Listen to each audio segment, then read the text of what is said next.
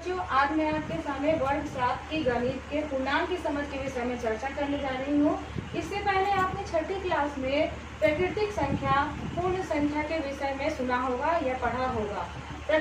फिर से उसको रिवाइज कर लेते हैं कि प्राकृतिक संख्या किसको कहते हैं। प्राकृतिक संख्या वैसी संख्या कहते हैं जो एक से शुरू होती हो और अनंत तक जाती हो, वो सभी संख्याएं क्या कहलाती हैं? प्राकृतिक संख्या। और पूर्ण संख्या उसे कहते हैं जो शून्य से शुरू होती हो और अनंत तक जाती हो, उन सभी संख्याओं को पूर्ण संख्या कहते हैं। अब हम आगे बढ़ते हैं और पूर्णांक की ओर चलते हैं। पूर्णांक क्या होती है? आप एक चित्र देख रहे हैं, मैंने एक चित्र बनाया है। यहाँ पहाड़ है, बीच में रास्ते हैं जो दाएं की ओर जा रही है और इधर के रास्ते हैं जो बाएं की ओर जा रही है। और पहाड़ के बारे में हमने लिखा ऊंचाई, क्योंकि पहाड़ ऊंचा होता है। और पानी में क्या होती है? गहराई। तो हम देख रहे हैं कि हम अगर आगे की ओर बढ़ते हैं तो 1 2 3 4 1 कदम 2 कदम आगे की ओर बढ़ते हैं दाएं की तरफ, तो संख्याएं हमारी बढ़ती जा रही है। ठीक उसी प्रकार हम ऊंचाई की तरफ जाते हैं तो उसी तरह 1 2 3 4 5 इस तरह से अनंत तक ये संख्या बढ़ती चली जाती है गिनती करने पर। अब हम बाएं की तरफ चलते हैं तो सब बाएं में एक से छोटा शून्य होता है और शून्य से छोटा -1 होता है। इस तरह से अगर हम गिनते जाएं -1 -2 -3, तो ये जो बाएं की ओर का रास्ता है वो माइनस अनंत तक चली जाएगी।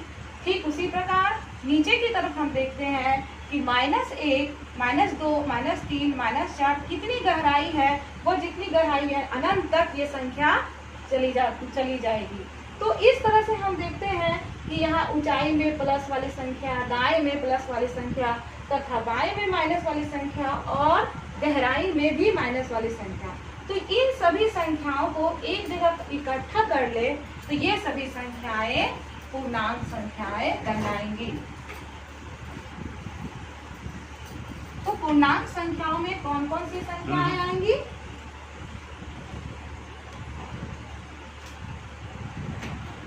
पूर्णांक संख्याओं में हम देखेंगे कि -3 -2 -1 0 1 2 3 इस तरह की सभी संख्या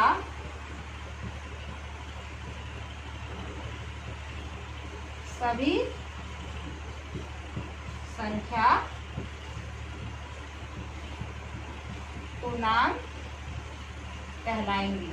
ठीक है, कहलाएंगी। आपने देखा कि संख्या रेखा पे जो मैंने दर्शाया था कि -3 -2 -1 फिर 0 और 1 2 3, मैंने इस तरह से क्यों लिखा है?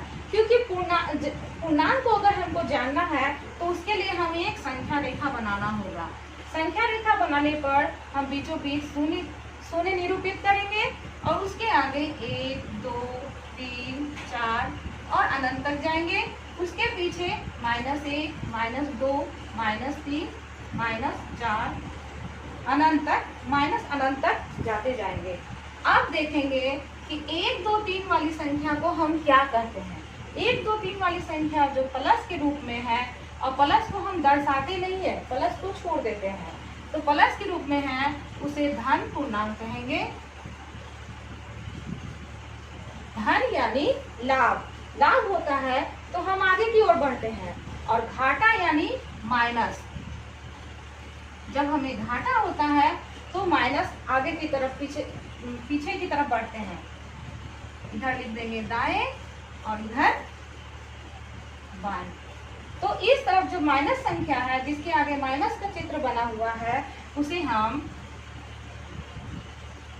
ऋण पूर्णांक कहेंगे। ठीक है, और 0 जो है, 0 ना तो धन है ना ही ऋण पूर्णांक कहलाएगी। 0 क्या है? ना तो धन पूर्णांक और ना ही ऋण पूर्णांक कहलाएगी।